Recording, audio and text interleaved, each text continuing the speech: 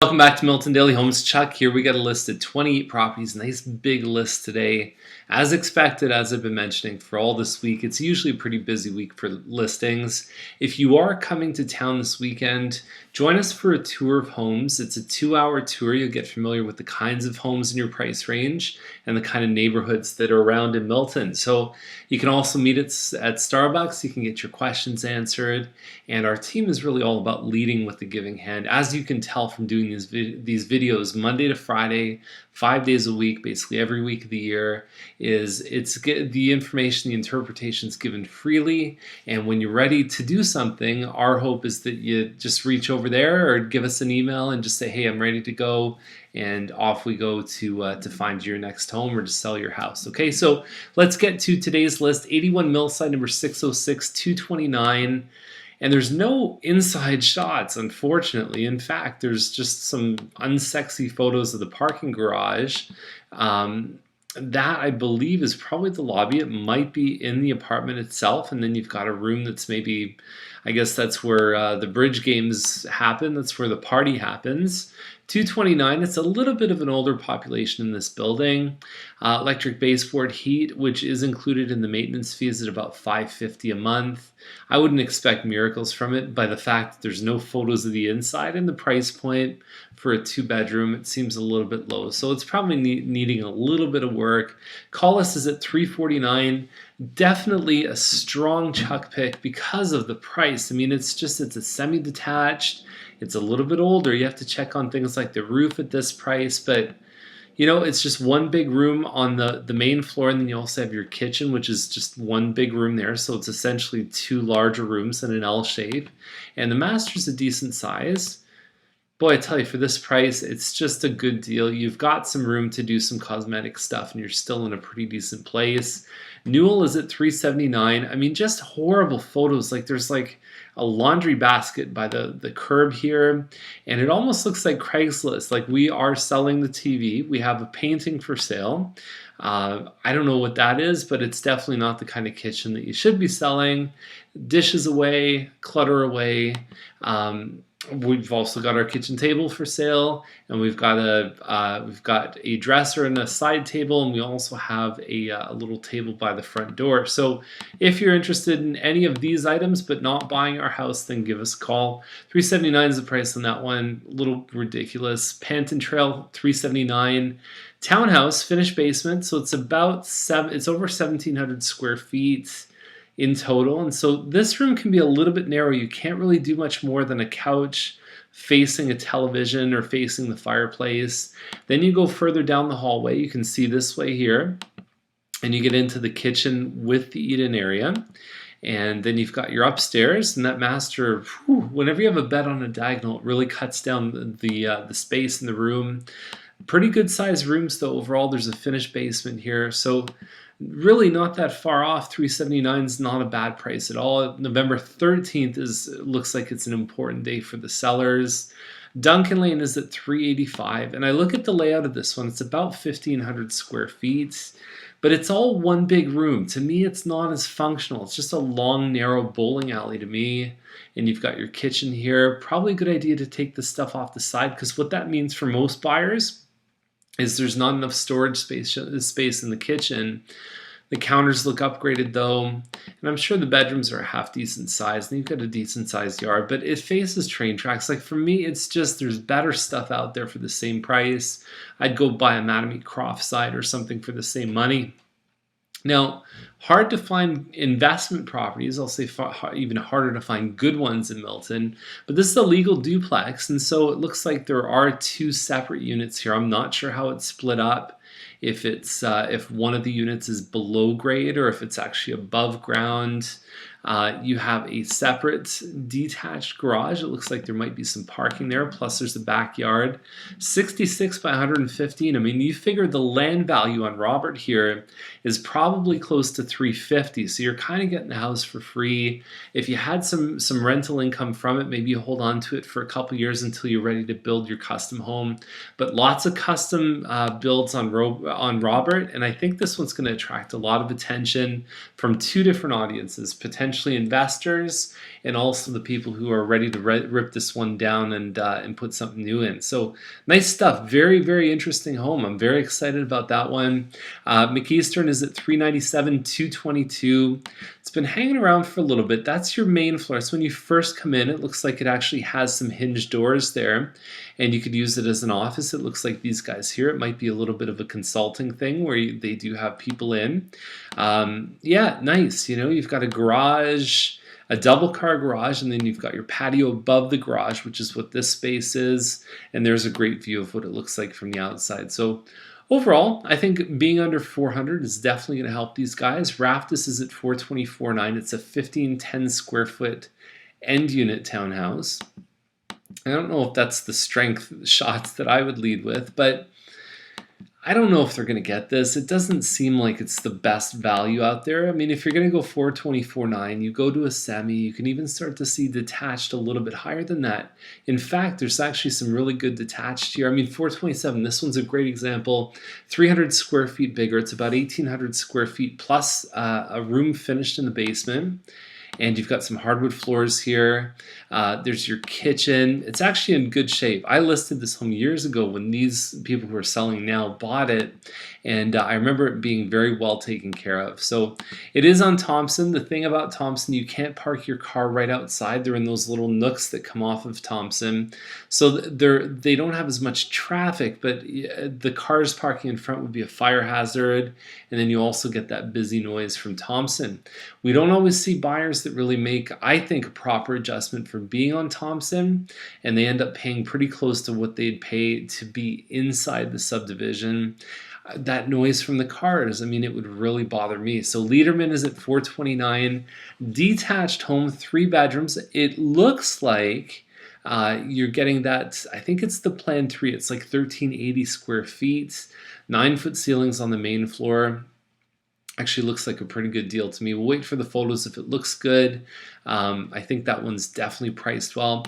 Even this one on Terrell, we've got probably about a 1,700 square foot home at 439. And Terrell's a nice quiet street. There are some very large homes on Terrell. And that's a good thing for the value of the house, is to have the more impressive homes on the street and you're the smallest one. It's usually a good thing for your value. A little bit wider, a couple feet wider in the size of the lot. And you've got hardwood floor on the living room, and it looks like carpet in the family room. So anyways, that's a good deal. To under 450, we hardly ever see those models. Weevil is about 1,750 square feet at 459. I think they've definitely priced it very aggressively. There's a small room. I guess you use that as an office in the front. I don't really know. It can be a bit of an empty, wasted space sometimes, but that's a good price for that one there. We've got Archer at 479. It's 1,740 square feet plus a finished basement. So for $20,000 more compared to the previous one, you're getting an older home, but it has a finished basement. So I would probably take the one that we reviewed before this. The complaint people have with this particular model is that there's not a big area for an eat-in. These guys have put in the 2 chairs here so you could eat at the countertop, but mostly you're going to the dining room to eat in this model.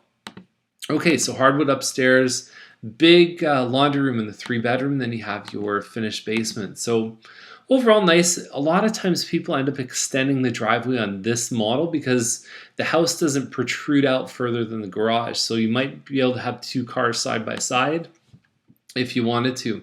Seems a little bit high to me on the price. Farmstead is about 1,835 square feet. One of my favorite floor plans. I think it's a really nice model.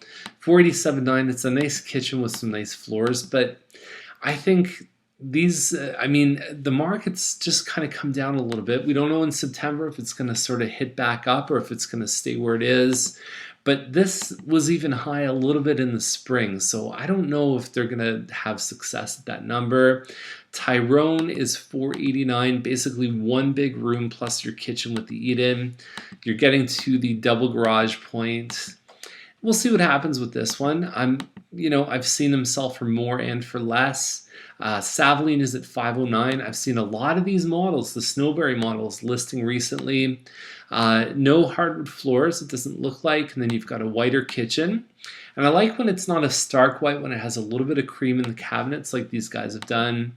Um, it seems a lot of these guys are listing up in the fives. I don't know if there's a market for these homes over the fives unless they're super, super, super nice, totally upgraded. Farmstead is 519. It is a double car garage. It looks like it's over 2,000 square feet. Lots of shots of the gardens, but the first thing that goes through my head is show me the inside of this house, and it's probably like grandma's house. Okay, so there's probably some work that needs to be done, but if you look at the roof, the windows, this is stuff we talked about yesterday. You look at some of the things that typically need replacing, and that's your key, because if you're just putting hardwood in, you're just putting a kitchen, you get a much higher return than if you're looking at putting a new air conditioner in a roof. Much lower return on those kind of things. So 50 by 100 foot lot. Farmstead's a little bit busier. 519 is probably not far off from where I'd expect it to be, comparing to stuff like Gowland, but I would take Gowland. I think Gowland's at 529 over something like that. So Schreier Crescent 536.9. It's one of the split levels. They're usually about 2,400 square feet. I don't find it really blows my mind. I think the price is probably not too bad on this one. Babcock is 539 for a single car garage. You got to deliver the heat if you're up in this range, and I'm just not seeing it. The finished basement certainly helps. The landscaping helps, but you don't get a huge return on landscaping, unfortunately. And it looks like it's got some kind of a pie-shaped lot, but I still don't think it's in the right price range. Tupper is 559. And you're talking about maybe a 2,200 square foot home, big open main room, and then you've got a family room on the second floor, plus 4 bedrooms, pretty nice open concept kitchen. And then you also have what they've mentioned as being a 25,000 premium for the lot, but the finished basement adds value. And then you've got the stuff in the back, so you figure home plus finished is probably hovering around 540, and then you've got the premium for the lot there. So not a bad job pricing it, at least from how I see it. Nairn is at 588.5, and just not at all what I think would be acceptable for this kind of price range. These guys are going to sit around. I know it. Harkin is 617. We're talking about a Green Park home. I think it's about 2,800 square feet. I like the wine rack there. It's nice. You've got lots of space in this kitchen here, and you've got a little bit of a work area. I like that space to really keep an eye on what the kids are doing on the computer. I think that's a nice functional space in a home. And then you've got your front. It looks like a main floor den, and then you also have a living, dining, plus a family and kitchen. And it was nice that they managed to put one light bulb in there. Double sink though, and yeah, 617. It seems like it's kind of in the right range. 9-foot ceilings on the main floor. One on Winter here is about 3,000 square feet. And yeah, I don't think these guys are going to do it. Winter's a nice street. It's close to the Hawthorne Village Public School, but I just don't see the zip in that one. 709 is this one on Dempsey. We got 2 models in a row of this model. It's called the Westmoreland, 3,700 square feet. Separate living, dining. Then you get through the home, you've got an office just on one side, and then you've got your kitchen with your family room. It's a really nice floor plan. You've got extra pantry space here. You've got the big, thick moldings. Looks like your counters have been upgraded. This one's been listed before. Overall, though, I think it does have a lot to offer for the price. It's a big home, and they don't make 56-foot lots anymore. I think the most of the builders are doing is maybe up to 50, and even them, not many. Most of them are 45, 46-foot lots top. So nice front appearance. What happens is if there's enough of these homes on the street, there's not as many homes, there's not as much clutter, they're wider. That was the whole thing that Madame thought, is we can make better floor plans and we can make less homes on a street if we extend the size of the lot outwards. Don't make it as deep, but make it a little bit wider. So nice stuff. Dempsey Crescent 709. I do like it. It gets a stamp of approval. Check the virtual tour on this one on Mara Circle. It doesn't have photos yet, but if you check the virtual tour, they are posted. The kitchen, the basement, there's all this custom cabinet work. That kitchen is not a Madame kitchen for sure. There's a finished basement on this one. There's a lot to offer. I don't know what part of Mara it's on, because some parts of Mara back onto the Hawthorne Village School. It says it's on the east side, so it probably isn't, but it's a pie-shaped lot. It really has a lot to offer, I think. It looks like the home doesn't have much of a backyard, but it's got a little bit more of a side yard, and it looks like there's some trees for privacy. So yeah, this one's really cool. Very nice kitchen. For the right person, that kitchen is really going to excite them. And then we got some big daddies. We got, I think, 2 or 3 of them. First one's on Crawford, right in Campbellville. And you always have to be careful with Crawford because you can hear the traffic a little bit on this street.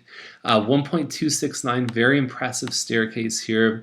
A lot of custom work. Some of these homes are starting to look a little bit more dated, but these guys have put a lot of work into this home. It's got a nice first impression. I mean, the landscaping on something like this is probably $100,000. You've got interlock driveway. I mean, the things like that you don't get money back for, but as a buyer, you can really benefit. It's on about an acre lot, and I think it's about 4,400 square feet. I don't know if that includes the basement, but that's a big home. That's what you'd expect for 1.2. We got one on Inglis, which is a little bit further north, like around sort of Brookville, Churchill Estates. Again, tons of money spent on the landscaping. Yeah, it looks good. I mean, it's got a very impressive look. The wine cellar for me is really nice. That would be a huge highlight for if I was looking for a home. And believe me, I get tempted sometimes. 1.55 acres and great. I mean, that's what you want for this value. And then there's one on Trafalgar at 1.5. It's about 5.6 acres.